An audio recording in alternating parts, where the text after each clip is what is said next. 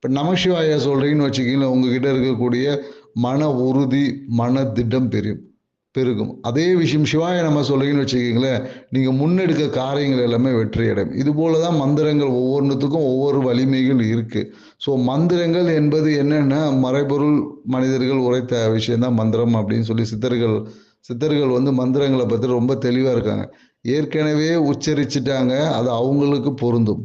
நீங்க எத்தனை முறை உச்சரிப்பதை பொறுத்து தான் அது உங்களுடைய மந்திரமாக மாறும். ஸோ நீங்க நமச்சிவாய சொன்னாலும் சரி, சிவாய நமன் சொன்னாலும் சரி, சரள பவ சொன்னாலும் சரி, இல்லை உங்க பேரையே சொன்னாலும் சரி. ஸோ நீங்க எந்த வார்த்தைகளை அதிகமாக உச்சரிக்கிறீர்களோ அதுவே ஆற்றல் அதிகமாகி அதனுடைய ஃப்ரீக்குவென்சி அதிகமாகி அது உங்களுக்கு மந்திரமாக செயல்படும். கீழே இருக்க லிங்க்ல பார்த்தீங்கன்னா, நீங்களே உங்களுக்கான மந்திரங்களை எவ்வாறு உருவாக்கிக்கலாம் அப்படின்ற உங்களுக்கு ஒரு ஐடியாலஜி கிடைக்கும். இந்த ஐடியாலஜியை கொண்டு நீங்களே உங்கள் வாழ்வை மேன்மையாக்க மந்திரங்களை உருவாக்குங்க. வாழ்க்கையை மேன்மையடைங்க. லைக் பண்ணுங்க, சப்ஸ்கிரைப் பண்ணுங்க. மீண்டும் இது போன்ற ஒரு நல்ல தகவலோடு உங்களை சந்திப்போம். நன்றி, வணக்கம்.